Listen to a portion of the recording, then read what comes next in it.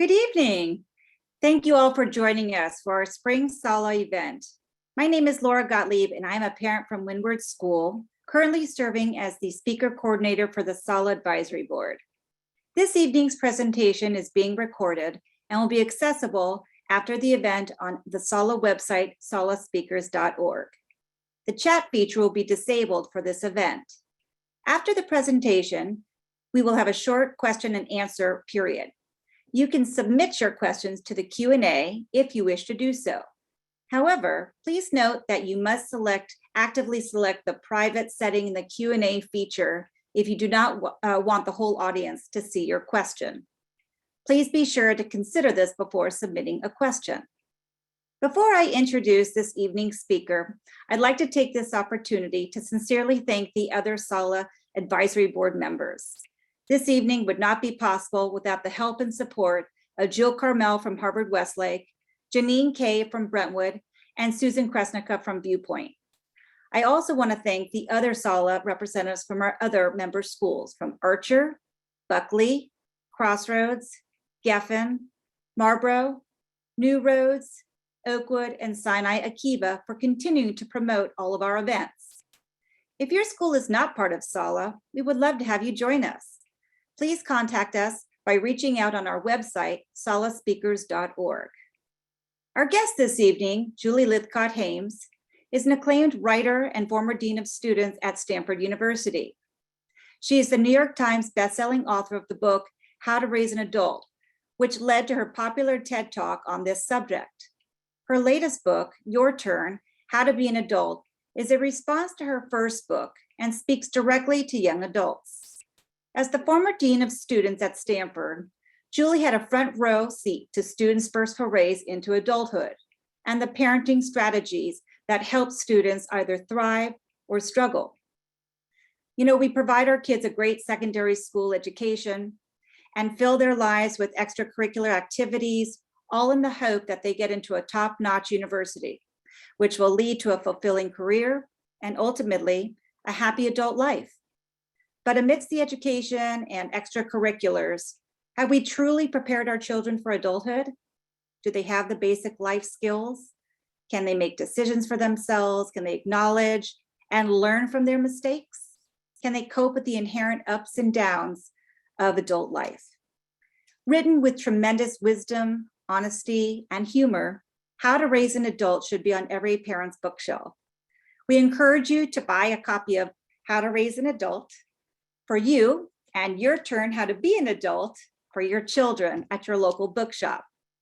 They make great graduation gifts. And with that, it is my great honor and privilege to welcome Julie Lythcott-Haims to our virtual SSALA stage. Well, thank you for that, Laura. I appreciate you and everybody else at SSALA that brought me, air quotes, to LA. I'm up here in Northern California, a few hours north. I'm in the Bay. I live specifically in Palo Alto, and it's truly an honor to get to be a part of this conversation with SSALA, which of course is an amazing consortium of schools. I know each of your individual schools to be excellent places, and you really honor me as a speaker by asking me to be in your lineup. So thank you. Before I go any farther, I want to acknowledge that in your community and in mine, we have suffered the loss of a young person last week, Katie Meyer, whom I know many of you know or knew of. Katie chose to end her life by suicide last week. She was a Stanford student, which is why I'm mentioning this. I know that enough people in your community knew her. I thought it would be appropriate to acknowledge her passing and to just hold space for the fact that that terrible tragedy is really still unfolding as people come to terms with what happened. For any of you who are processing your grief and loss and looking for answers, my heart is with you. And I just wanted to start with that. Of course, this talk today has nothing to do with Katie or her parents or anyone in particular. I am touching on this very personal, important subject of us as parents and how we raise our kids and our kids' mental health and the role we play as parents in supporting or undermining our kids' mental health. And I'm going to tell you my own stories of my own struggles as a parent. I just want to be super clear that there's nothing that I'm saying today that in any way is trying to make any reference to what has just happened. I've been giving a talk similar to this one for, more close to 10 years. That is to say, to the extent you might in any way feel like, why is Julie saying this? Please know that this has nothing to, I'm not making any inference whatsoever about Katie or her parents, okay? I'm here to talk about us and our kids. We adore them fiercely, right? And yet, sometimes we get in the way. Sometimes we want so much for them to be a certain way and do certain things and achieve to certain levels that we are sometimes supplanting ourselves in the role of living their life. And I've had a front row seat to the outcomes of that, being a dean up the road at Stanford, being a parent here in Silicon Valley. And this talk is about why that's problematic and what we ought to be doing differently. And I may say things that trigger you. I may say things that make you uncomfortable, that make you think, is Julie watching me? Does Julie have a video camera in my house? Of course I don't. I'm not talking about you. I literally cannot even see you, right? I'm looking at a webcam. But if you do feel triggered, if your mouth goes dry, if your palms get clammy, if the hair on the back of your neck or the bumps on your arms start to raise, that's your body telling you, hey, this is pushing my button. And that's valid. I want you to pay attention to that, what comes up for you. You might be thinking, I wish my partner was here to hear this. You can show them the recording later. Okay, whatever you feel in response to what I happen to share matters. Maybe it'll form a good question in the Q&A. Maybe you'll take it out into your evening, into your tomorrow, into your weekend. How you feel about the stuff I'm sharing is really a clue from you to you that maybe there's something you want to work on or examine a little bit more closely, all right? So a bit of brief science. I am a lawyer turned university dean turned writer, but now I'm going to go psychologist on you. And the psychologists in the audience, forgive me if I get this not 100% perfectly, but the gist I know is correct. The brief psychology science on how a person thrives. Two basic building blocks of thriving. A person needs agency. What is agency? It's kind of the sense, I know I exist. Okay, it's that psychological knowing I exist. It's kind of Descartes said, I think, therefore I am. I'm a rational thinking being, therefore I know I exist. Agency is a different way of knowing of the existence of the self. It's sort of like I do things, therefore I know I exist.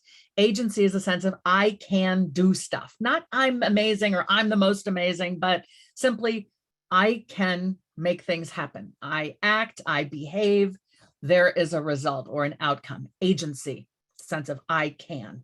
Bedrock for our sense of self and therefore for our mental health and wellness. Its partner is resilience. If agency is I can, then resilience is I can cope when things go badly. Why is that important? Because things will go badly, because life is largely out of our control and chaotic.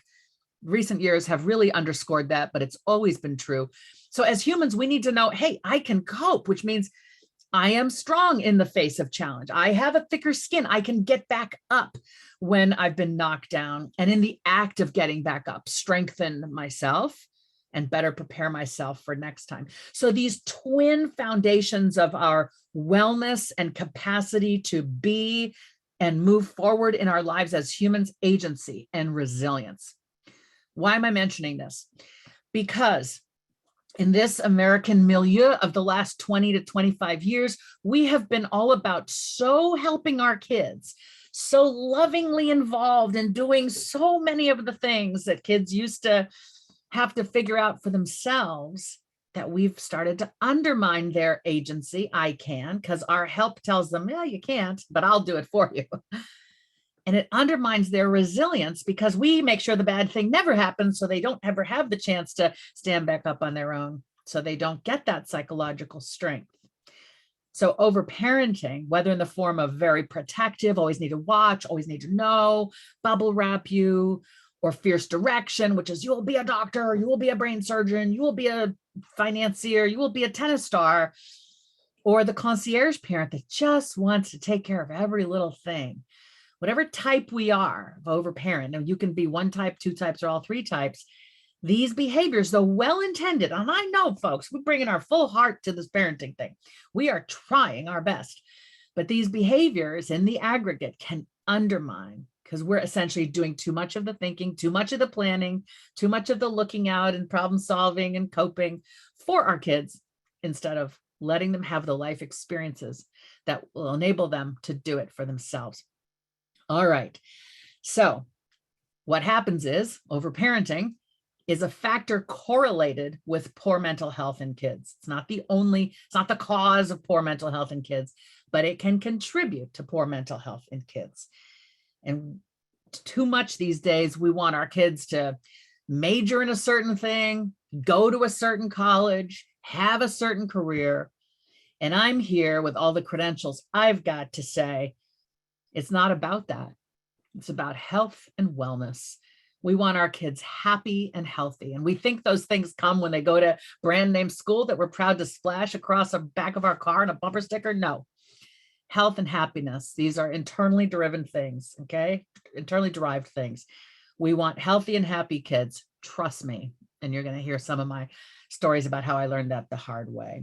So we need to stop overparenting, but we can't, because it gives us a sense of purpose when we're always there to meet our kids' every need, always there to bring their backpack if they forgot it, or their lacrosse stick, or if we're there to catch them from falling off the little plastic rock wall at the playground with the rubber wood chips, right? We just don't want them to have the slightest bruise or bump. We want to make sure we're always like a safety net, constantly walking around.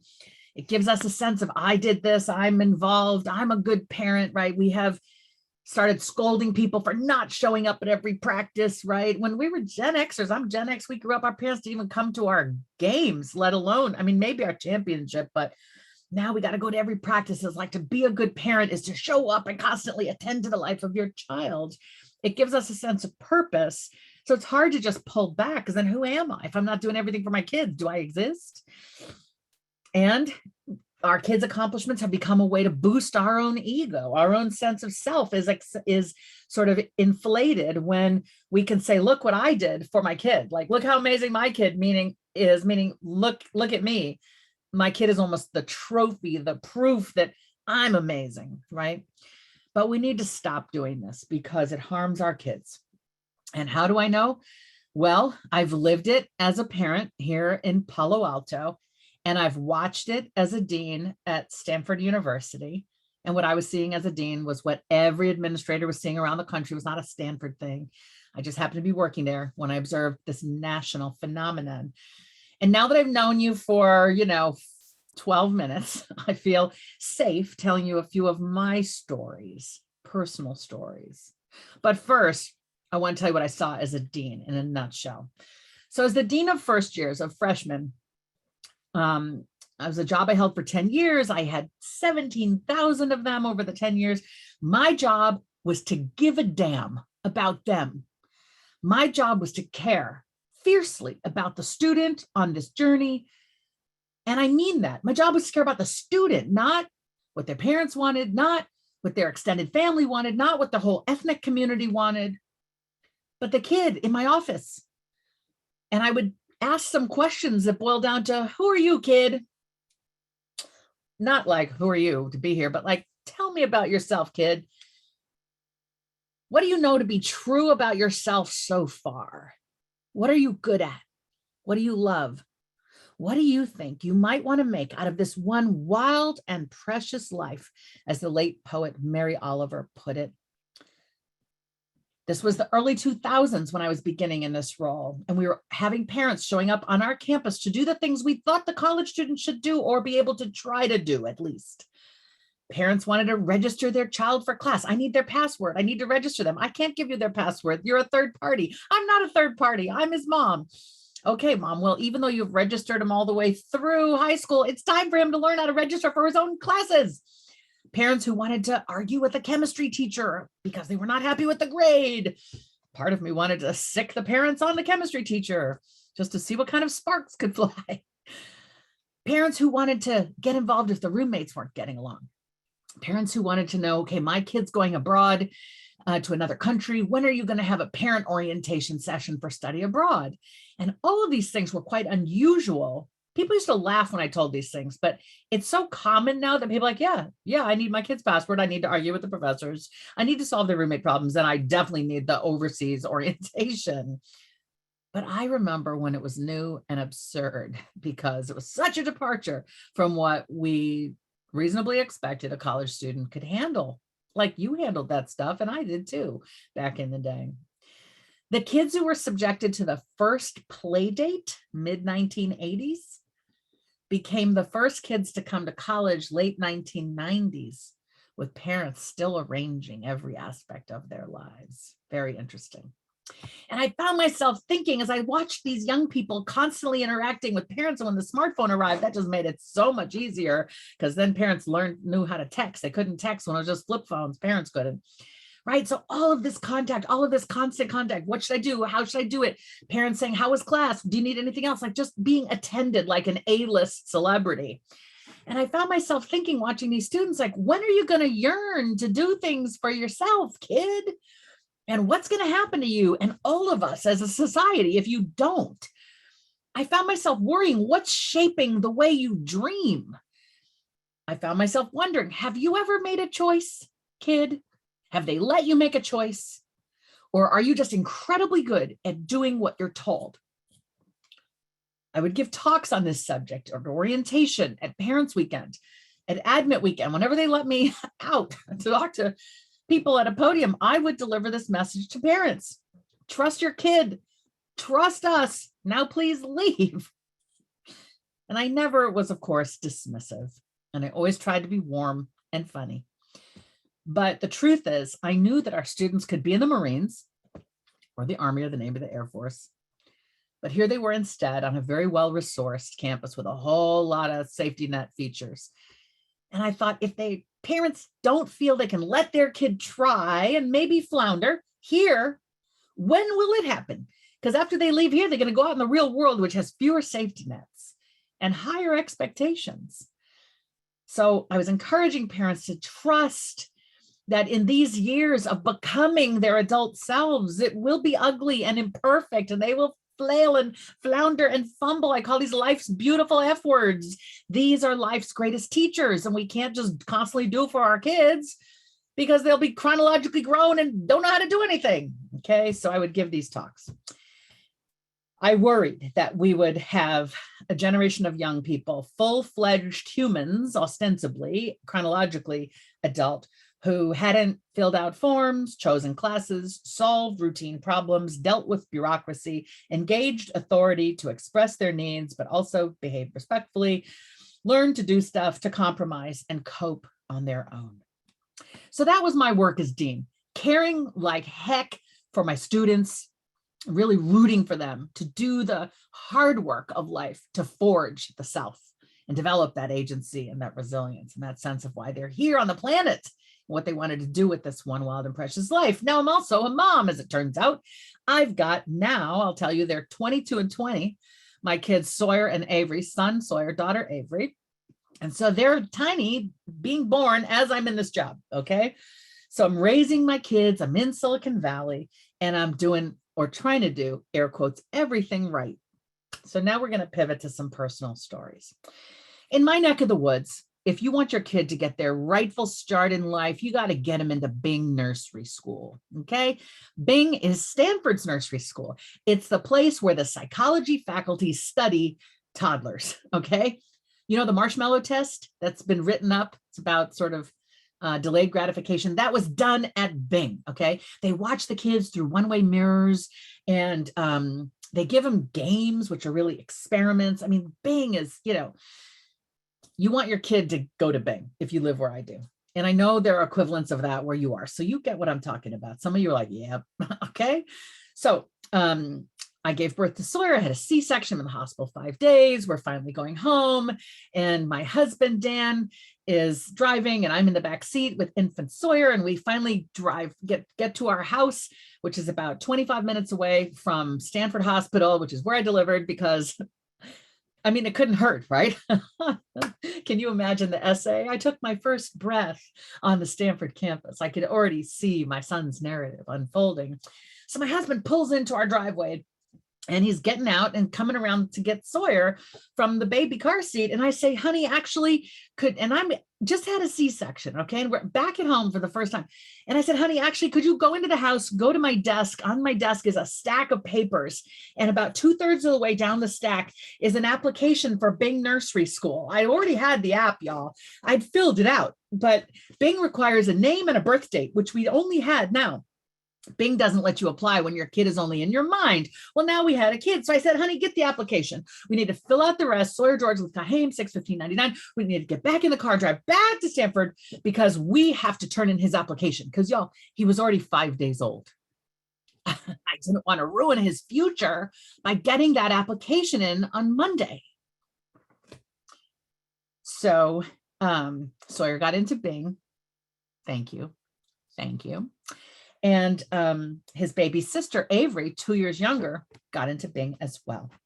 And one day when it was my day for pickup, I'm busy as the dean of freshmen at Stanford, busy full-time job, but I have a flex schedule on Wednesdays. I'm home with the kids in the afternoon, that I come in at night back to work. So it's a Wednesday. It's my day for pickup. Avery's at Bing now. She's 4. Sawyer would be in 1st grade in the Palo Alto Unified School District, the best public schools in our neck of the woods, they say. And we're now living in Palo Alto and just dreaming of sending our kids to the Palo Alto high schools. Gun High School in Palo Alto, which is our neighborhood, would turn out to have not one, but 2 suicide clusters of teenagers choosing to end their life by suicide in the course of our years living in this town. But we didn't, of course, know any of that was coming. We just were gunning for the right school district. So I'm late to pick up Avery. She's at Bing and I gotta go get Avery. And I'm like, are any of you the late parent? Or let's face it, the late parents haven't shown up yet. Okay.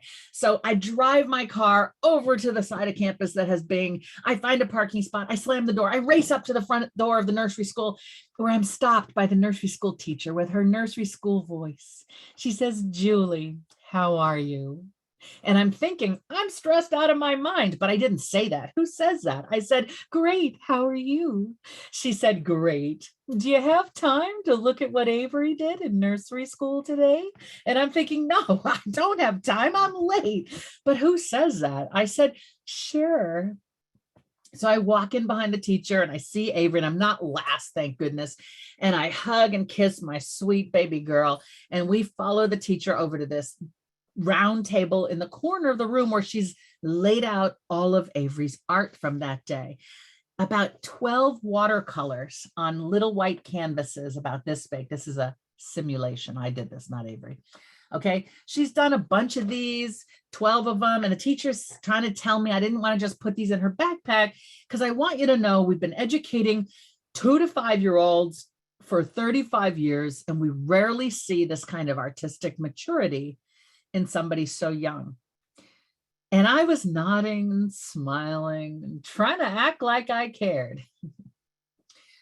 But inside I was thinking, yeah, but that's just art. That's not going to get her in to Stanford. Well, here we are in the Palo Alto Unified School District. Avery and Sawyer are now in elementary school. Sawyer is a lovely little boy, loves books, carries books with him everywhere, takes books on play dates. You know, in case the play date doesn't work out, he can just sit on the curb and wait for us to get him and read, okay? And he's sensitive to change. He has a hard time with change. He's very picky about his food. I just occasionally put pasta with butter and Parmesan in a Tupperware in my bag to take with us places, you know, just in case, because I don't want him to be hungry.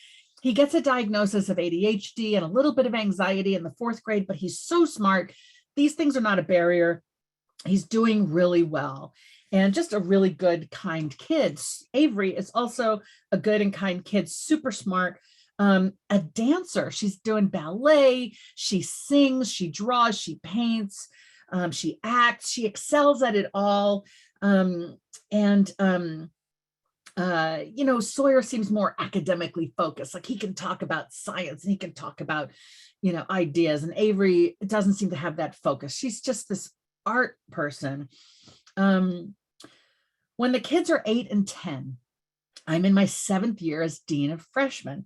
And I have just given that talk I told you about at orientation to the new parents, the parents of the new first years. Trust your kid, trust us, now please leave. I just given that talk. So it's like September of that year. I come home, I'm having dinner with my family for the first time in many nights because we work so hard to prepare for orientation. I'm late at work every night, but now I'm home and we're having dinner and chicken. And I sit next to Sawyer. My husband is across the table with Avery, and Sawyer's 10, Avery's 8. And just without even thinking twice, I reach over Sawyer's plate with my knife and fork and I begin cutting his meat. And y'all, that's when I got it. I got that, okay. That's when I realized you don't just start over parenting at 18. You can't stop if you've been doing it all along. I got this aha, like, I'm part of the problem. I'm going to be like the parents I criticize. Oh no. It was like I was visited by Dickens's Ghost of Christmas Future, who was like, if you ever want that boy to be independent, you best stop cutting his meat. And I was like, well, where's a book? Like, which one of these books tells me when to stop cutting their meat? And when to let them cross the street, and when to make them tie their own shoes, Velcro their own shoes, and when to let them talk to strangers. I now knew I was part of the problem. I was in the pattern. So I got very invested in undoing it and understanding it and undoing it, because it was like I had seen the future in other people's grown kids who were less capable. And I didn't want my own kid to be like that. So I was very motivated, which doesn't mean that I instantly knew what to do differently. Okay, I'm going to fast forward to Sawyer now in junior high, loving science, really interested in biology. His grandmother, my mother, is a science educator. She's a professor who teaches people how to be better chemistry teachers. So he had a lot of science and experiments happening because we all live in a home together. She's in our life. So he came home from, 6th or 7th grade one day, Sawyer did. And he's like, Mom, Dad, Gaga, this is what he calls my mom. I think I want to be a scientist. I think I want to be a biologist. I think I want to make a difference in the life of humans at the level of the genome. I'm interested in genetics. I want a Nobel Prize for making a difference in genetics. And it was as if I had a clipboard where I was keeping track of the family accomplishments. I didn't literally have a clipboard, but I was basically like, excellent, son, a Nobel Prize in science. I could really get down with. Shall I pencil that in for 2035? Okay. A Nobel Prize in science, I can get behind that. Unlike your sister, the artist. Science, yes. All right. Meanwhile, I'm still a dean. And one day into my office hours, which I had every Friday, in walks a student I'd never met before, Faith, 20-year-old sophomore. It's about now in her sophomore year, March. And she's made an appointment and she's come in and she's beautifully dressed. She's sort of put on a suit for this appointment. She's taken very seriously. She's very athletic in build, very beautiful, and just very poised. And she starts to talk and I'm getting to know her. And I say, tell me a little bit about yourself, Faith. I ask the questions. What are you good at? What do you love? My usual stuff that I've shared with you. And she says, I'm pre-med. And she shrugs her shoulders and I'm all, what's this? She says, well, I have to be pre-med. And I was like, no, you don't. That's not, she said, don't go there, lady. I have to be pre-med. And I was like, Faith, what are you talking about? She said, well, my parents are both doctors and they expect us all to be doctors. And I'm the oldest of 3. So I have to be a doctor. And I was like, well, Faith, it's your precious life. I'm trying to quote Mary Oliver. And like, if you don't want to be a doctor, she's like, puts her hand up. And I said, all right, well, If other people telling you what to do with your life isn't why you made an appointment to see me, tell me why you did. And she says, well, it's my summer work. My parents want me to do a medical clinical internship, something that'll look good on my med school laps one day, working in a clinic. And I said, okay. And she said, but I just feel like I need a bit of a break. And here she's getting a little tense in the voice, maybe fighting back tears. So I soften my demeanor and I'm like, okay, tell me more, Faith. She says, it's just all a bit much. They choose every class. If I have room for an elective, I'm allowed to propose electives, but they have veto authority on any of my choices. And I just think I need something different this summer. And I said, yeah, that sounds reasonable. What do you think you'd like to do? If it was just up to you, what would you choose? She said, I think I'd like to work with rescue animals. And I said, terrific. There are organizations where you could do that work here in the Bay. I bet there are organizations where you live back east.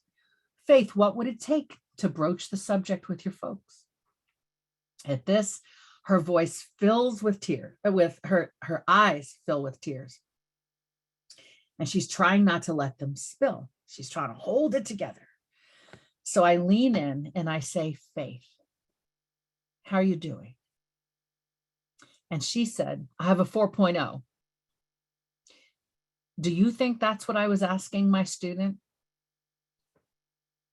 Do you think I was asking, how are your grades? When I said, how are you doing?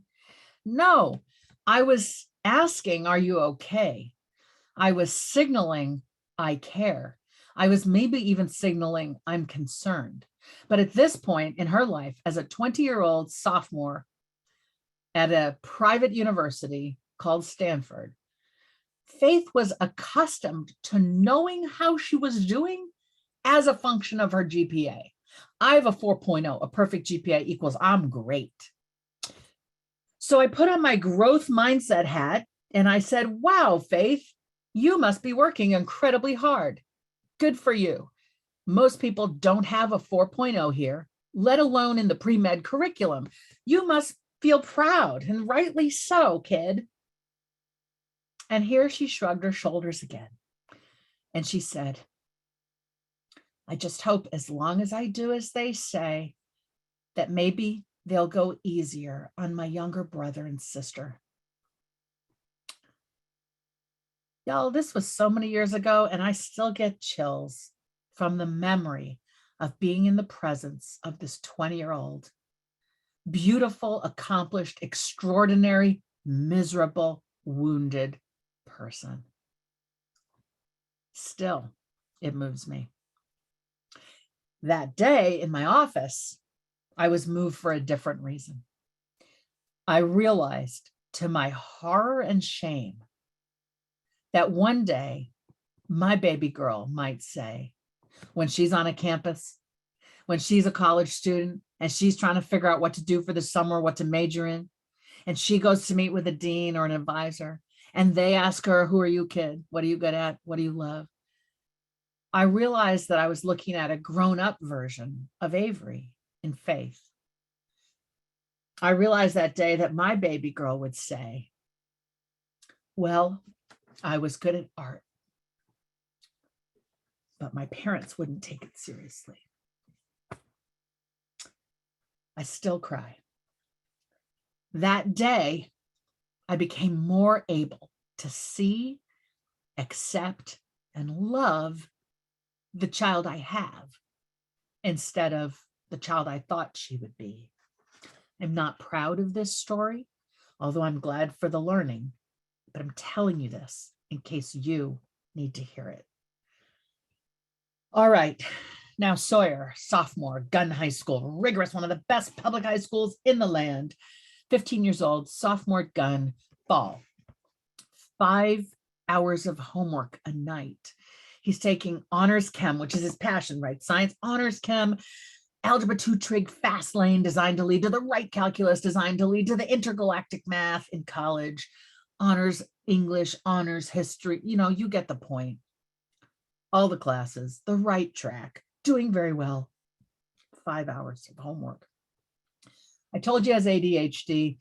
He just gets distracted doing his homework. So his dad or I have to sit there with him every night to just sort of jostle him back to, focus, like sit on a bouncing ball, have a stick of dark chocolate, like run around the house, like every night to get the homework done. He doesn't want to take meds, he said.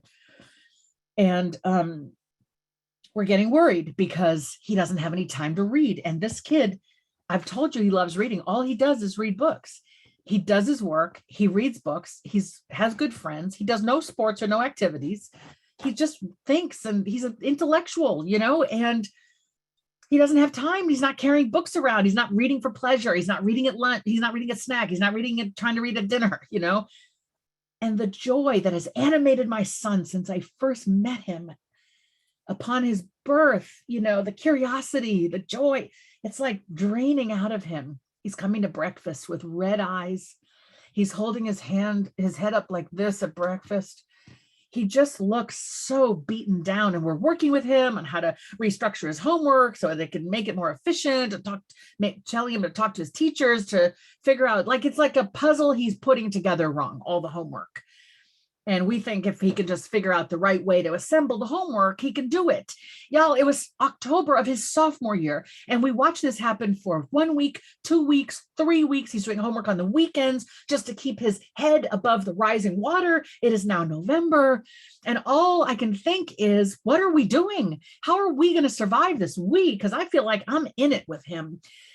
One night, I noticed he'd been leaving. I forgot to tell you he was in Spanish. That was a class I didn't mention, Spanish 3, which he'd loved up until now, but now he's leaving Spanish for last. He loved it when he was younger. I was making him take Spanish because as a light-skinned Black biracial person, I'm embarrassed in California that I don't speak Spanish because all of the people in the Latinx community think I'm one of them, and I get spoken to in Spanish. I'm embarrassed. So I don't speak. So I'm making my kids learn Spanish. We all have our reasons for things, right? So I've been noticing he's leaving Spanish for last, meaning it's 11:30 at night, in his 5th hour of homework, he turns to the Spanish. And I'm in the kitchen waiting for him to be done so he can go to bed because he's at the kitchen desktop. So I'm just fake doing dishes at the kitchen sink right here. There's no dishes to be done, but I'm just, nearby. He's at the desktop over here with his back to me so I can see the screen in front of him. And I can look over his shoulder and see what he's doing. And I can see he's doing a Spanish, by which I mean he's putting the request into Google Translate, which is telling him the answer. I am mortified. My son is cheating. He is just, when I tell the story to kids, they're like, that's not cheating, lady. And I'm like, okay, but it is not learning. I'm pretty sure his neurons weren't rewiring with an understanding of the Spanish. So I raced to my husband. What are we going to do? He's cheating. He's doing Google Translate to get his answers. He's not going to pass this class. What are we going to do? It's only fall of sophomore year. We have all of spring semester sophomore year to worry about, the entirety of junior year to worry about, and half of senior year to worry about. Right? We only have to care of half of senior year because all that matters is getting into applying to college. It's only the fall of sophomore year. Like, look at how much more we have to go. Do we need to let him drop a class? I say to my husband, and my husband's worried too, because we're worried about our son, the red eyes, the lack of energy, the just despair that we're seeing now 1 month into this. But we're worried that the right college, like maybe the college I work at and I went to and I met his dad at and gave birth to him at and sent him to nursery school at and work with other people's kids at, maybe that place won't want our kid if he drops a class. It's a serious fear of ours. But we're also afraid of what's happening to this kid who we could just count on to be smart and high achieving and love learning. Well, it's midnight. Sawyer's finished the Spanish and he's come and kissed us goodnight as we're huddled. And my husband and I decided I'm going to go talk to Sawyer. So I go upstairs and knock on his door and he says, come in. He's 15. I walk into his bedroom. And y'all, he's still then sleeping in the Harry Potter themed loft his daddy built when he was a little guy. His whole room the loft, the cinder block, looks like a dungeon painting on the wall, places for the wands and the broomsticks and the Gryffindor stuff. My son is in his bed. I climb the steps to his loft and I look down at my beautiful son and I say, sweetheart, Dad and I are impressed with how hard you're working and you're doing so very well, but it just looks like it might be too much. I mean, all you ever do is homework now. You don't even have time to read, and I'm not sure I know who you are. If you don't have a book under your arm, Sawyer, do you think you might need to drop a class? And my firstborn child looks into the first eyes he ever trusted, mine. And he says, drop a class? Can I? Mom, don't y'all want me to do all of this? Don't I have to? Isn't it what'll make you proud?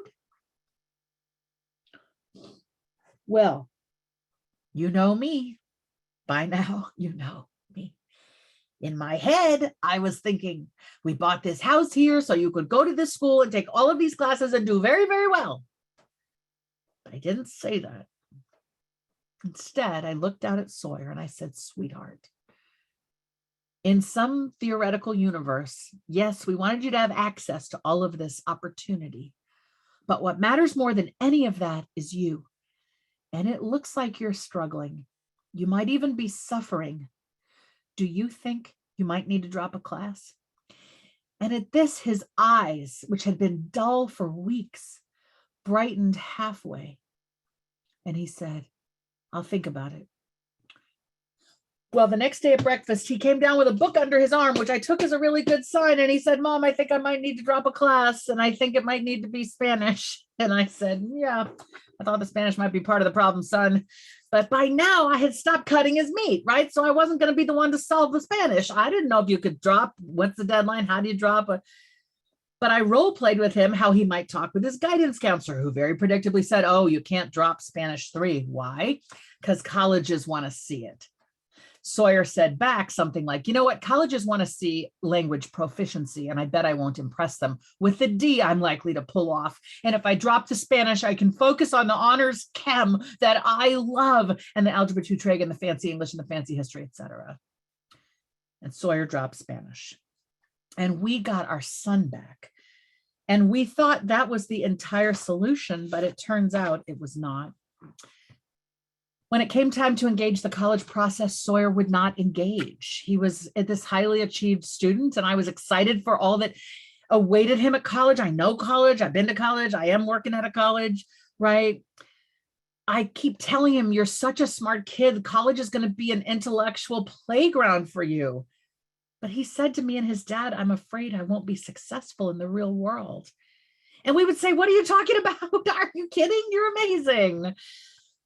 He wasn't super engaged, so I found the schools he should apply to. I mean, you can Google where do PhDs in biology get their start, and there's a list. And, like that Nobel Prize is not going to get itself, folks. I mean, the checklist says we got to have that Nobel Prize. And I'm joking, right? I did not have a checklist, but maybe. So anyway, I took him on visits to colleges. We were at small liberal arts colleges that send people off to PhD programs like Swarthmore and Reed and Oberlin and et cetera. Big places send people to PhDs too, but a surprising number of these small colleges are really the best at preparing people for that life. Well, he fell asleep at Swarthmore in this high-level biology class. I wanted him to impress the professor, so I poked him with a pencil to wake him up. Okay, so he applies to college. He does the apps himself. I mean, we hire somebody to help him, but he does the writing and he does his own integrity work. And he gets rejected by half the places, but he tested extremely well, but no activities or sports, right? So he gets into half the places, a lot of small liberal arts colleges and a few public universities. And he goes off to Reed College, which is where Steve Jobs got his start, which doesn't believe in US news and doesn't participate, which is why they're consistently not even barely ranked. because they refuse to give over their data. But it's this highly intellectually fierce place, Reed, up in Portland, and off Sawyer goes. And he comes home for the holidays. And as we pick him up from SFO, I'm like thinking, we got to start talking about summer job. Because if he's going to go to grad school, he needs to start working in a lab. All he's ever worked at is a summer camp. So I'm like, Sawyer, great to see you. Love you. You know, while you're home for the break, we just got a holiday card from Professor so-and-so's family.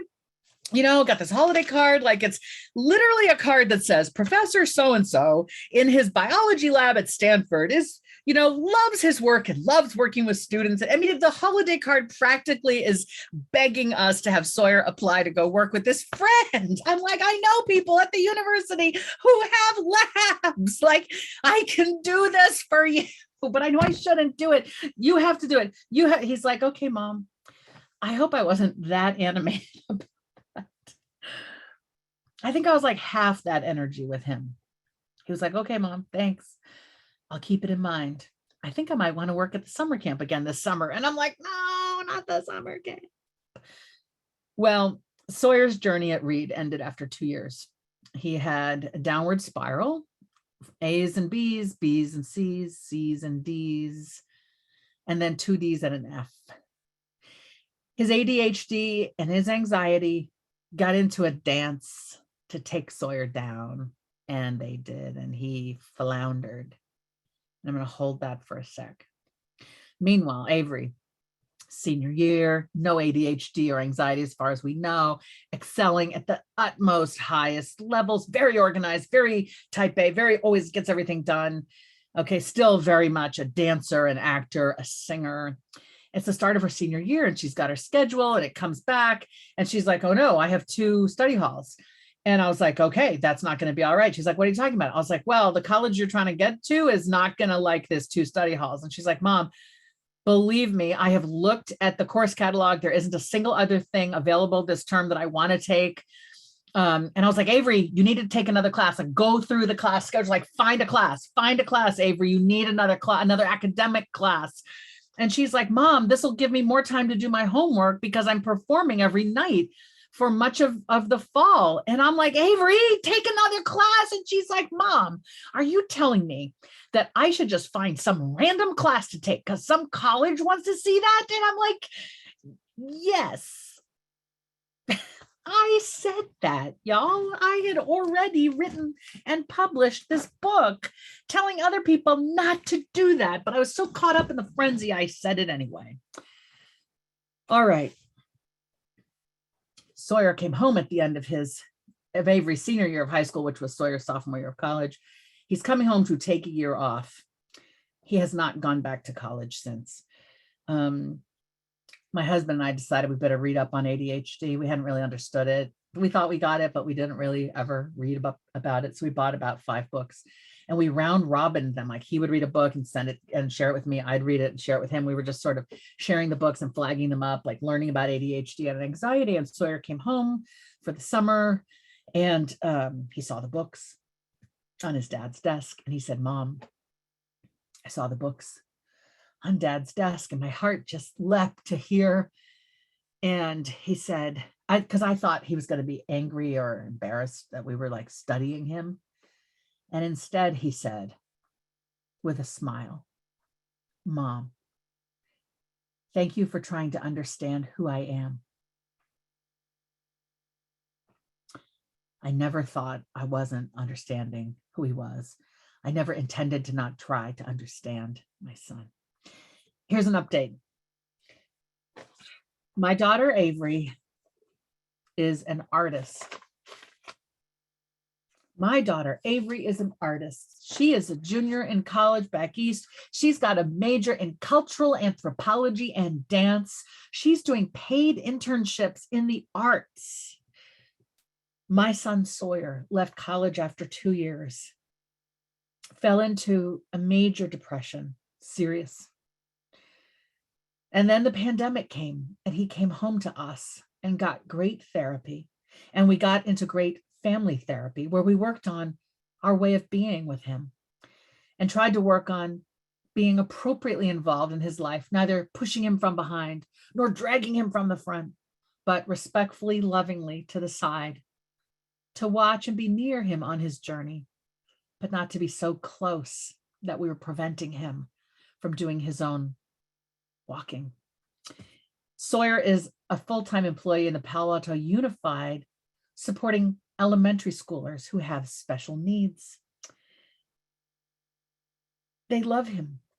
He's getting commendations from parents who are saying, will you work with my kid this summer? Like, he seems to be a natural. He feels so accomplished and valued. It's the most beautiful thing. My need for him to complete a bachelor's degree, my thing about, oh, he's taking a year off. Oh, he's taking 2 years off. I've learned, stop saying that, Julie. You don't know if he's ever going to go back. It's not up to you. It's his life. It's not helpful for me to be acting like, well, he's just doing this in the interim and then, no. That's me directing his path.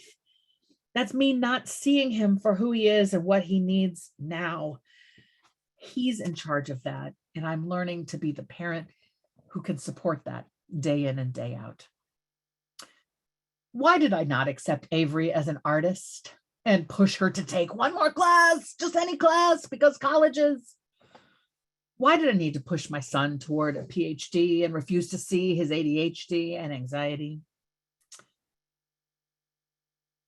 A lot of reasons. I love my kids like you do. I just want the best for them. And I think I know what that is, or I thought I knew what that was. I just wanted them to be happy. And I thought these things that I had in mind for them would make them happy. Love. The second driver of all of this is fear.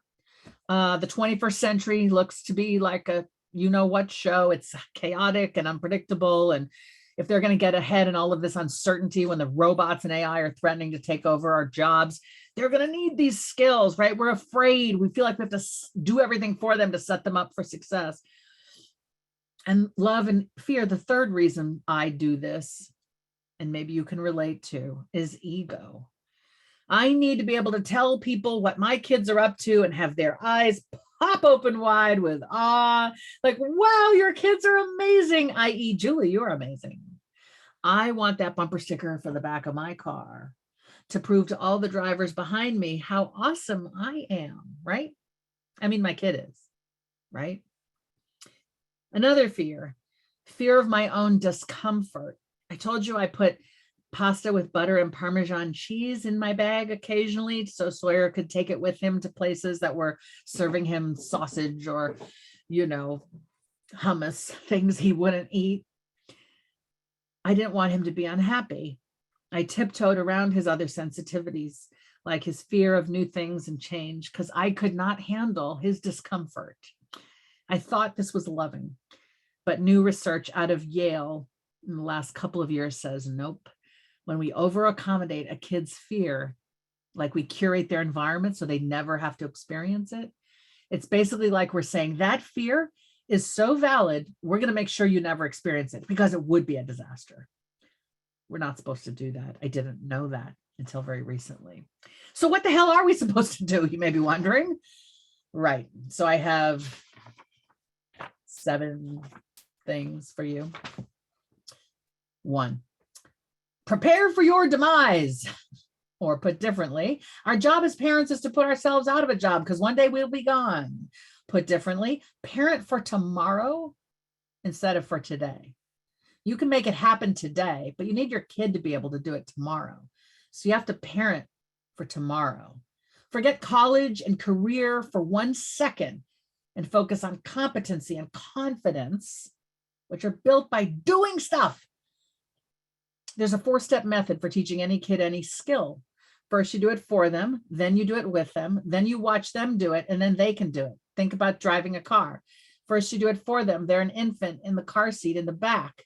Okay, then you do it with them. They're old enough to ride up front in the passenger seat, but you're driving, but they're there, and you can teach them with your voice. Like here's how I use the blinkers. Here's how I use the gear shift. Here's how you can narrate and start teaching them. They're watching. Step 3, they're in the driver's seat, but you're still there. It's terrifying. You're still there for the just in case disaster moments. Step 4, they can drive without you. Every skill has to get there, okay?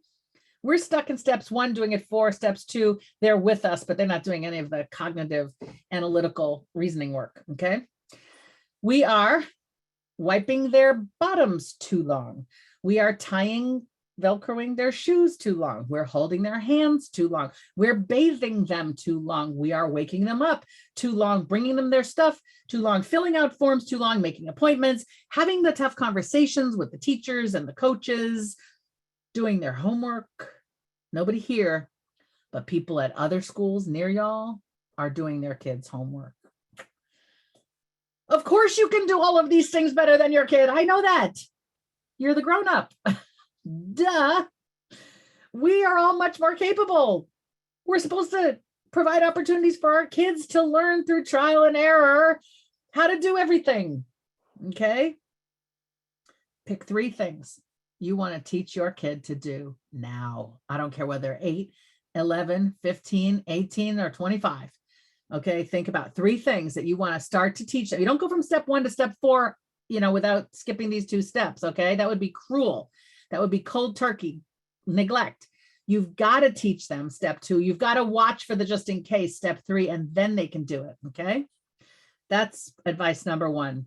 Prepare for your own demise, i.e. parent for tomorrow, not today, i.e. teach them stuff. Number 2, routine problems. Let them learn how to solve their routine problems. A routine snafu, they left something at school. There's a friend situation that's a bit uncomfortable. Instead of swooping in and solving, because you can, because you know how, because you've been 8 or 15, you've been there, right? You could do it. No.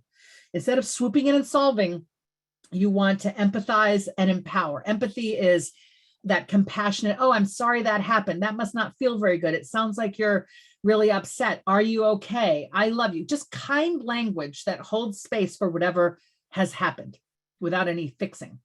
Okay, empathize and empower. The empower is, sounds like a problem a 12-year-old can solve if your kid is 12. Sounds like a problem an 8-year-old can solve, buddy, if your kid is 8. Okay, you're telling them, I think you can. I believe in you. And that's what they need most. All of this overparenting sends a message, I don't think you can actually, but don't worry, I'll be there. That undermines their agency. Okay. Caveat. If it's the day of the big test and they've overslept, that's not the day to be like, told you have to get up to your alarm. That's the day to wake them up and drive them to the test. But run-of-the-mill day at school, if they oversleep and you're teaching them the lesson, you're accountable for your alarm, okay, they're going to have to learn the consequences, experience consequences. If it's the big recital or the big game and they've left their equipment or instrument behind, that's not the day to teach the lesson. Okay, don't be an asshole. Okay, but generally speaking, run of the mill. We've got to stop acting like every day at school, every assignment, every game is somehow make or break for their future, is my point. All right. Item 3, let them have their feelings. Okay. When your kid says, this is hard, like Sawyer said, I'm afraid I'm not going to succeed in the real world. We're like, what are you talking about? Of course you will. That wasn't really listening to our kids' feelings. Okay. Don't say, don't be silly or you'll be fine or whatever. What we're supposed to do is sit with them and their feelings and say, sounds like there's a lot on your mind. Do you want to say more? You want to talk about this more? Not giving answers, not giving fix-it solutions, just listening and letting them see that you're not afraid of what they're saying, nor do you think it's like a huge deal. You're not dismissing it, but you're not like overly worried about it. Okay. It's another opportunity to empathize and empower. Tell me more. I'm here for you. I'm so sorry. This feels so hard for you, but and then the empower is, but you know what? I know it won't always be this hard. Or, but you know what? I've seen you do hard things. You do hard things. It explicitly entails keeping a bit of a psychological distance from your kid instead of being so enmeshed that you basically are your kid. All right. When our kids aren't doing well, say in high school in chemistry, we can often lose our minds because how are they going to get into the right college and the right career? And how are we going to have the bumper sticker if they don't get an A on this test? But here's the right distance when a kid is having some kind of difficulty at school. Pretend it's your best friend's kid for a moment. You're over at your best friend's house on a Friday afternoon, you're having a beverage of your choice, and their kid, who's someone you love and know very well, but you're sort of like an auntie or uncle to them, best friend's kid. Their kid comes storming in the kitchen door, throws the backpack down and says, well, I guess I just failed chemistry. You're going to be like, oh no, buddy, come here. It's so great to see you. I love you. hug, whatever, kiss, whatever you do. And then say, that sounds really frustrating. I know a few things about chemistry. If you ever need me, please come let me know. But in the meantime, what's going good in your life? All right, that adult response is going to draw the kid to them, make the kid feel safe and seen. The kid is more likely to open up and connect. Whereas the parent's typical response is, what are you saying? We failed chemistry. Right? We studied for that. Okay. So just keep in mind the healthy psychological distance is how you might be behaving with your friend's kid. Number 4, respect differences and diagnoses. If you resonated with my story about Sawyer and his journey, I want you to know that he and I have been on a podcast together recently where he opened up, and everything I share about my kids, by the way, I have permission from them to share. And so I'm going to put a link in the chat to a podcast that Sawyer and I did together with the organization where we as a family and he as an individual seeks therapy. It's called CHC here in Palo Alto. There's the link in there. Please grab it and listen if you feel that your kid has a diagnosis, a difference, a challenge, and you're trying to figure out how best to support that kid. I hope you'll get something from our journey. Number 5, you got to widen your blinders about college. Look, folks, I went to these big brand name places. I kind of just thought and hoped and expected my kids would too, not really appreciating that the odds are so impossible. Why are we steering their childhoods toward feeling like losers when they're high school seniors because they didn't somehow beat a 2 to 5% acceptance rate odd? America has about 3,000 four-year schools. Not to say you have to go to a four-year school or college at all, but if college is the expectation or the desire, we got about 3,000, unlike any other country. That means the top 5% are 150 schools, okay? Not 20, not 30, 150. You can be proud to send your kid to any of those schools. The school your kid is at right now is preparing them to be the brightest thinkers and problem solvers and leaders wherever they go in life. They don't have to have the brand name of one of these 10 or 20 schools on their resume to matter in life. If you believe that that's true, I want you to examine where those assumptions come from. Who's dictating that? I went to Harvard Law School. I was a lawyer for some time, and routinely every year, Harvard is admitting students from about 170 colleges to be in the first year law class. So if 170 colleges are good enough for Harvard Law School, can't they be good enough for you? There's even research that says it's advantageous not to go to one of these so-called top places. All of these rankings are BS anyway. Malcolm Gladwell has said it's advantageous to go one tier below the so-called best school you got into because you'll have the much greater likelihood of being in the top performers there. And that's where you'll get access to the best teachers and the best opportunities. There's research by guys named Kruger and Dale that says that shows that kids who had the grades and scores to go to one of these fanciest places but didn't, they went somewhere else. After 20 years, their income was no different from the people who did go to the brand name place. That's research that seems to prove it's not the school, the brand name, it's the kid, it's the person. What are they prepared? What can they do? The Gallup people recently did a poll that demonstrates how important it is. If you're going to be successful in life, it'll be because you had a mentor who gave a damn about you at whatever school you went to, community college, high school, college, brand name, no brand name. It's mentorship that makes the difference. So I encourage you to widen your blinders and look past the impossible to get in schools and realize there are plenty of great schools. Number 6, passion is out and purpose is in. Find your passion has become the most obnoxious thing to say to kids. Find your passion quick, because you got to impress the college dean people with it. Like, find your passion by November of your senior year because we want you to apply early. No. Did you know what you were passionate about at 17 other than some kid in your math class? Right? No. Few of us knew our passion in high school. Purpose is a deeper term. Purpose is your why, your rudder. It takes time to figure out why you're here on the planet. It can happen maybe in your teens, but not usually until your 20s or even your 30s or beyond. I learned the hard way as somebody who went and became a corporate lawyer and was good at it, but hated it and was sucking the life out of me. It's not enough to be good at something. You have to also love it in order for it to be what deserves so much attention and focus. Otherwise, you feel like a drone in your own life. And then you're in your 40s or 50s trying to figure out, why am I so miserable yet so successful? All right.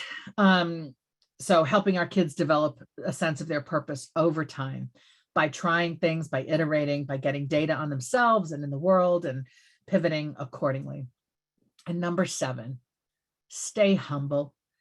Your kid is not a stock in the stock market for which you're seeking a return on your investment. Your kid is not a dog in the Westminster Dog Show that you've entered with the hope of getting best in breed. Your kid is not a puppet that you manipulate to impress others, or a robot executing your instructions, or a trophy evidencing your worth. Your child is a gift from God or the universe, or however you believe we all got here. And your job is to love and shelter and feed and get them educated so they can figure out what they want and who they are. And so they have the skill set and good mental health that will enable them to be extraordinary humans of impact wherever they go. And if any of this backing off, staying in your lane sounds hard for you, I recommend that you get a hobby to replace all of the time you're currently spending obsessing about and optimizing your child's life. In other words, get a life, and your kid can get one too. I'm going to stop there, and I'll be delighted to take your questions. Well, first, Julie, I just want to say that was an amazing, amazing presentation. And there were just so many nuggets to take away from on that. I feel like I've got like a whole book. Hey. Right. And I highly recommend it because there are all those amazing nuggets in that book, in your TED Talk, which I so appreciate. And what's so nice about Zoom is I feel like you're just talking to me, but we have close to 700 people who are also watching this. So thank you so much. We do have some questions that have come in. The first one is, could you just tell us a little bit about what you see as some of the differences between kids that you see that are quote unquote overparented and the ones that you see that are not overparented? What do they look like? Those who are not overparented seem to have a clear sense of self. What does that look like? Well, they aren't constantly looking for approval or for direction. They have a sense of, I can go do that. I can take care of that. If my bike gets a flat tire, I will go to a filling station and find some air and unscrew the cap and fill it myself and deal with that. In contrast, the kids who are always managed and helped are just waiting for somebody to tell them what's next. Here's a sports example. It is said that many young people today lack the dexterity to unscrew a juice drink, like a Gatorade, because an adult, so they lack the bicep and the fine motor or whatever it is, because an adult has always cracked the cap and handed it to them, which is loving, but undermining. Okay. So at some point your kids got to figure out how to unscrew the drink, or they become this grown person who doesn't know how to do anything. So there's a quiet confidence. There's just sort of I've got this, I can handle it, that they can go talk to the authority figure. They can talk to the clerk in the store. They can, sit down with some information and try to figure it out. They've been given enough opportunities to figure stuff out that they believe they can and should. Thank you. And then what are your thoughts about a gap year? Just took a huge drink of water and couldn't even breathe. I'm hugely in favor of gap year. In fact, I was on the board of one such organization. I'm going to put a link to it because I highly, highly believe in it. Global Citizen Year, which is out of the Bay Area. Global Citizen Year before the pandemic was sending young people off to India, Ecuador, Brazil, and French-speaking African country. Begins with an S. I'm just blanking. Some of you know. I'll get it. I can't believe I'm blanking. I'm blanking too. Yeah. Okay. So they send kids off to one of 4 countries to live in a homestay and have an apprenticeship for 8 months. And no, not Sierra Leone, but thank you. Okay, I'll figure it out. And it's fantastic. They're out of their comfort zone. They're supported, but not overly attended. They grow. Senegal, thank you. They grow in the, I'm sorry, Senegal, Ecuador, Brazil, and India are the four. They grow in the workplace. They grow in terms of their interpersonal skills. They come back more intentional about what they enjoy, who they are, what they want to study. They tend to be more successful in college. Global Citizen Year has been around long enough to be studying the outcomes of their graduates after they not only get out of Global Citizen Year, but exit college. So they're developing some great data to really demonstrate the quantitative and qualitative value of a gap year. I love it. Look, Sawyer wasn't ready to apply to college. That was a warning sign. I dragged him through the process because I thought he had to go right then. I was eager for him to go. I was eager for my brilliant son to go off and be brilliant at college. And he was saying, I'm afraid, I don't think I'm going to succeed. We were like, it's, workplace, military, or college, pick one, or community college. And he was like, well, I'm afraid I won't succeed in the workplace. So I guess I'm not going to do the military. I guess I better go to college. I think that was a red flag that something was going on. That was a time to take our kid to some therapy and say, like, let's forget college. College, the whole process, the whole timeline, it'll be there next year and the year after, right? We can tend to feel like we're on this treadmill, like we don't want to get off track or we don't want to be behind. There is no off track. There is no behind. These things open up to us in life. You can start college at 25, you can start college at 35. Okay. But there's this sense from this checklisted childhood, as I call it, that everything has to be lockstep. So it can feel terrifying to take a step off that treadmill. But in hindsight, I wish I had said, you know what, honey, it sounds like you really have a lot of uncertainty and fear about what's next. Let's lean into that. Let's get you someone you can talk to. There's no rush. There's no hurry. We want you to be ready for what's next. And if you've got some fears that are really impeding your ability to even contemplate what's next, we need to center that. That's what matters more than anything. And that's really my message around the mental health stuff. Sometimes we think, I just need to get my kid to this point.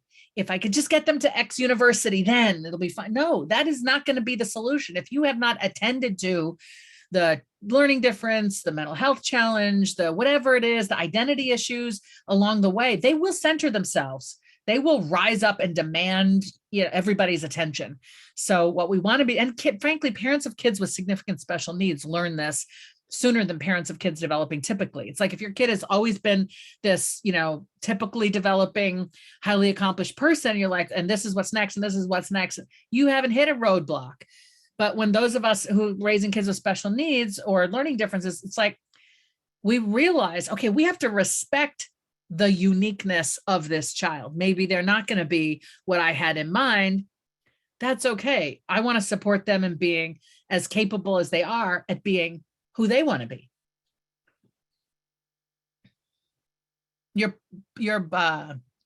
I'm just talking into a vacuum. Sorry about that. So one question that we had related to the college admission process and the application process.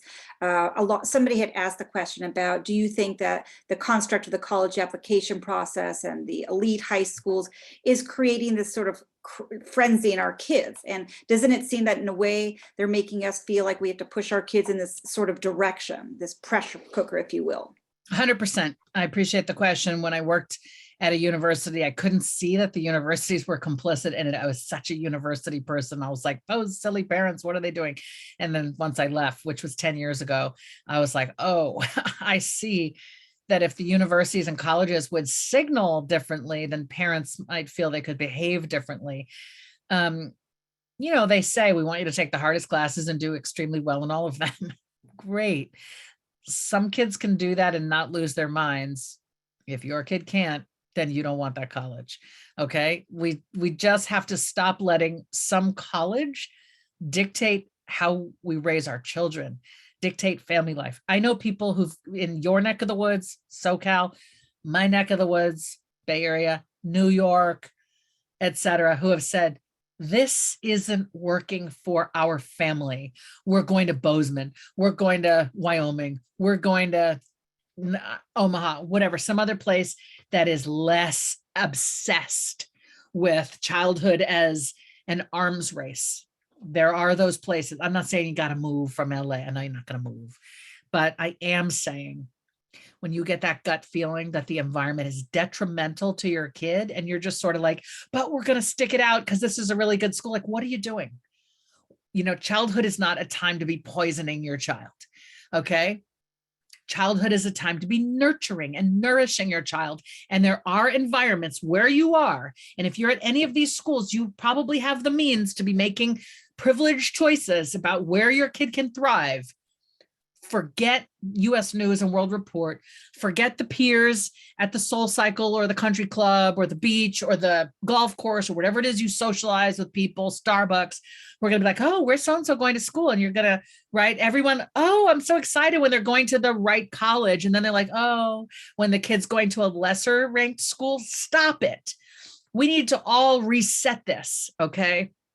We need to be delighted at the outcome of every child. See if you can teach yourself to be delighted whenever you hear an outcome. When someone's like, my kid's going to, and it's not one of those like, oh, places, see if you can go like, that's terrific. I'm happy for them. And see if you can find a way to mean it. See if you can do a little research on the small liberal arts colleges most people haven't heard of, in the Colleges That Change Lives book. Okay, these are 40 small colleges most people haven't heard of. They change lives. Research shows that. Okay, so maybe you'll be one of the parents in your community that can say when they're like, oh, where's your kid applying? And you'll be like, it's only sophomore year. I know, but you got to start thinking. You could be like, look, we're trying not to stress about that as a family. We're trying to eat dinner together and play board games and just go for hikes. And college will be there. Well, really, your friend will say, you'll say, really.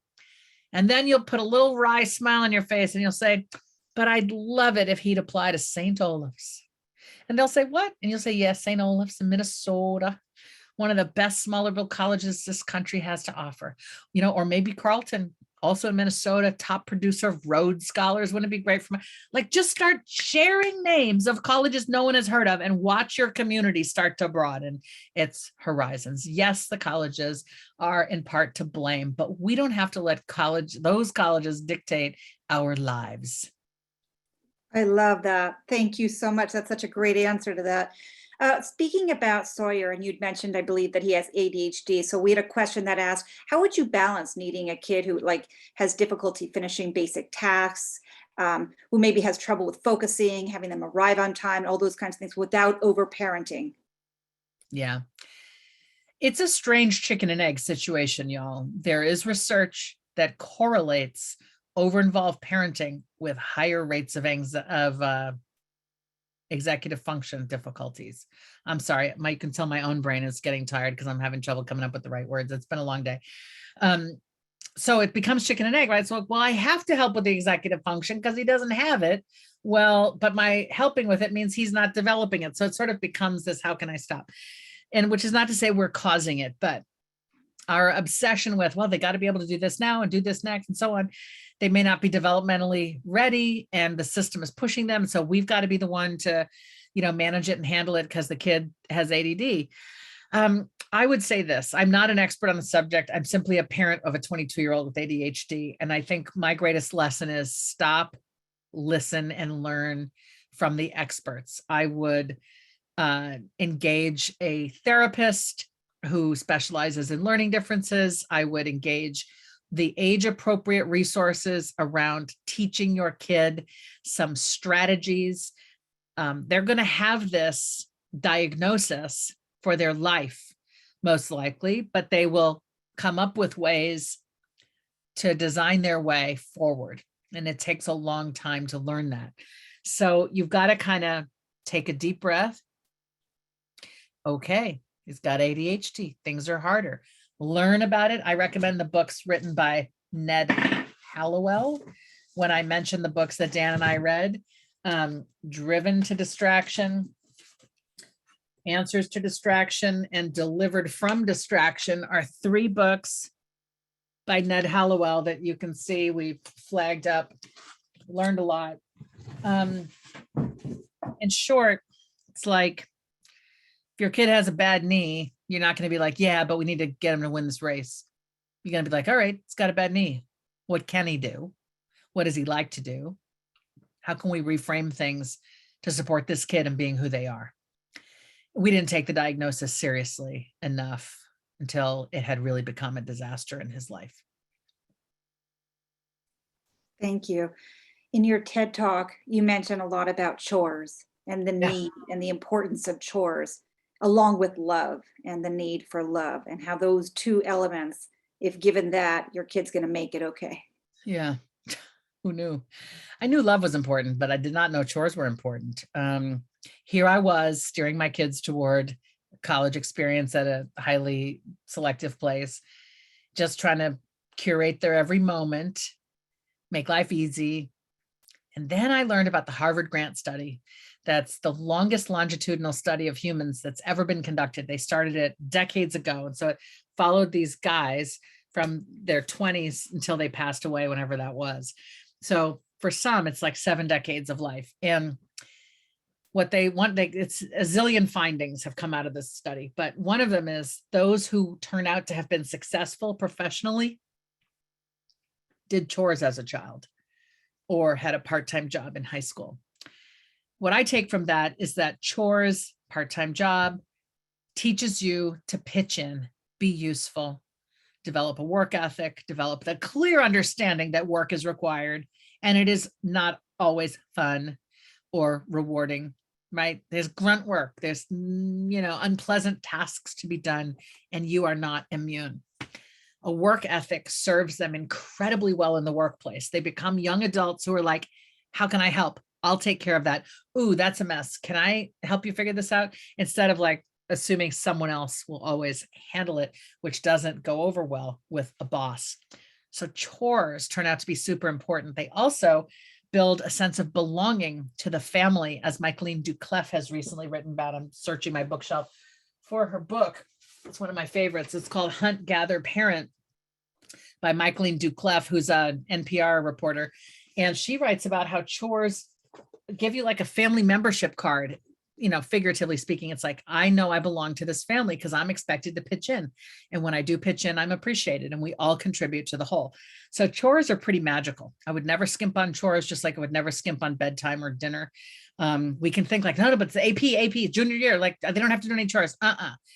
The chores will give them a sense of, I belong to this family, I contribute, they're going to build a work ethic. Again, if it's an emergency, if it's like the day of the big test, then you can say, you know what, I'll take care of your chore for you because I know you're working so hard.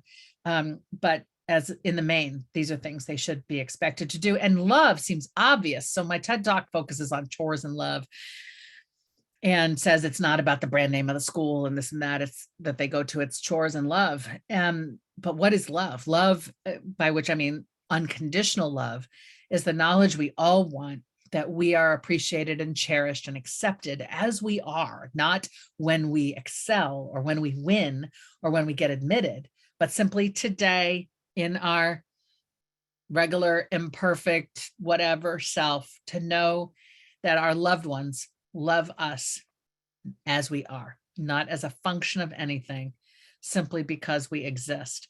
So we've got to be finding ways to signal that to our kids. And one way to signal that is to say, hey, kid, how are you doing? Not what happened in science. Did you turn in your homework? What grade did you get? Have you done your homework? When are you studying for not that stuff is all transactional and says, I care about your academic life. What they are hungry to know is that with all of that was to go to hell in a handbasket, that we still love them. So we've got to be asking, that friend you love to hang out with, how are they? What music are you listening to these days? Got any favorites you want to share with me? Maybe I want to stick them on my Spotify. That game you're really into? Can you teach me? I might like to play. Take an interest in them as a person and watch how your relationship blooms and blossoms and how your stress level will go down a bit. You're going to open up trust, and don't ruin it by saying, yeah, but how did you do on the science test? Just stop worrying about the science test all the time. And send messages like, we want you to work hard, but we want you to come to us if you're struggling. I don't want to be all up in your business, micromanaging it. I'm not checking your grades constantly like some parents at some other schools, but come to us if you need us, because we want to be sure you can thrive. And then smile and walk away. We do so much hovering with our bodies. It's like, when I say we've got to empathize and empower, like a kid texts like, oh, I don't know. What are they texting about? I couldn't find, I'm at the movies and I can't find where you get your tickets. Just if they're old enough to be at the movies, they're old enough to solve that problem. So you could smile and say to yourself and say like, oh no, that's frustrating. Good luck with that. Okay. And walk away from your phone, because the problem solver you is going to be wanting, like, I need to tell him which theater is it. Oh, I need to find, let me look up the map and see where stop. Your 12-year-old can figure that out, and we'll have fun figuring it out. And we'll have an adventure to talk about. It's not an adventure to say, like, my mom solved all my problems. As Kelly Corrigan has said, there's no greater buzz than that comes from solving your own problems. And we need to give our kids more opportunities to feel that buzz. That's so true.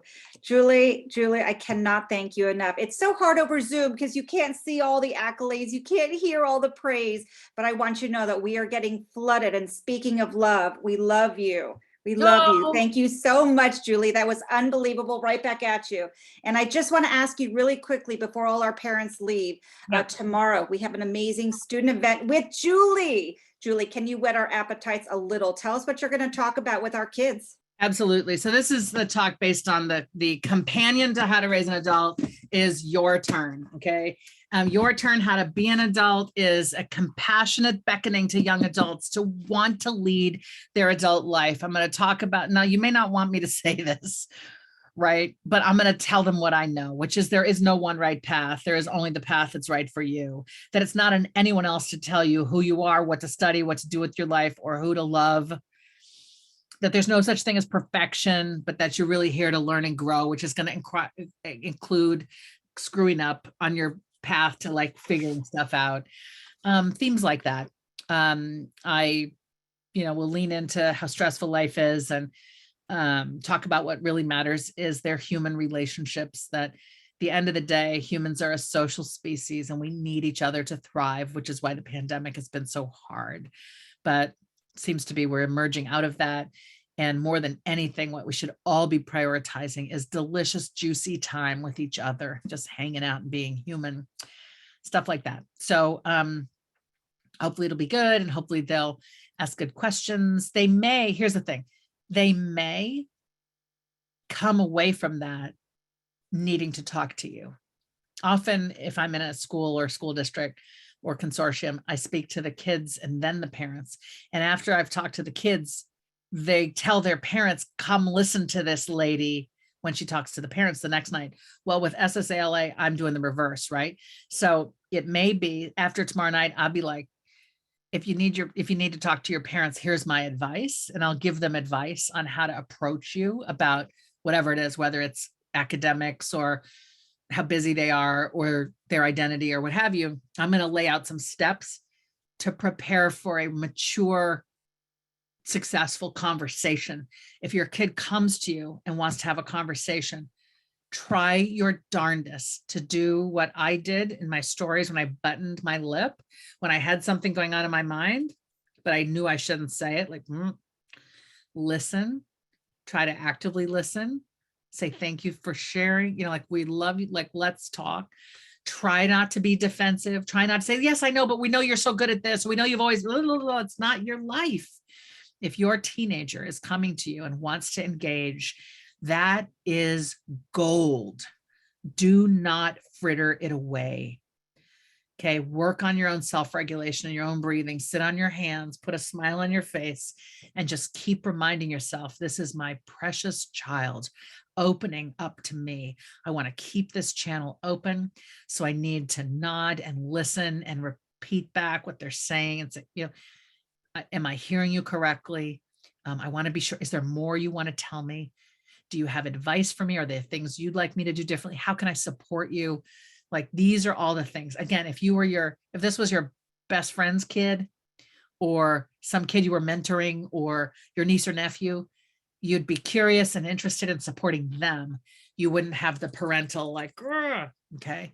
So should that happen, see if you can show up and be the parent your kid deserves in that moment. Lord knows I'm working on that with Sawyer and Avery all the time. Bravo. On that note, on behalf of the SSALA board, Julie Lythcott-Haims, thank you so much for an amazing, amazing presentation. We're so grateful. I also want to thank all of you for joining us this evening. This was a recorded event, so it should be up on our website soon. We're hoping in a week or so. I also want to encourage your team to go ahead and sign up for tomorrow's presentation, which, as Julie just whet our appetite, sounds like it will be great. And finally, be sure to check out our website, salaspeakers.org, for recording and for other future events and past events. And we just want to say with that, thank you again, Julie. And can we share my slide? Yes. Okay, so this is how to stay connected with me, folks. I'm Lythcott-Haims everywhere on social, whether Facebook, Twitter, Instagram, even Clubhouse and TikTok. Here's my website, lythcotthaims.com. You can learn about my books there. You can get a QR code here for my newest book, Your Turn. So you can screenshot this or just jot it down or just Google my name and you can find me. But please do connect if you felt moved by anything I said, if it resonated, if you're glad my path crossed yours, please do follow, reach out. I try to be engaged on social and really super interested in interacting with folks around this stuff. All right. So thanks again for spending your night with me, and really thanks to everybody at SSALA for having me. Good night, everyone. Good night, everyone. Bye. Thank you.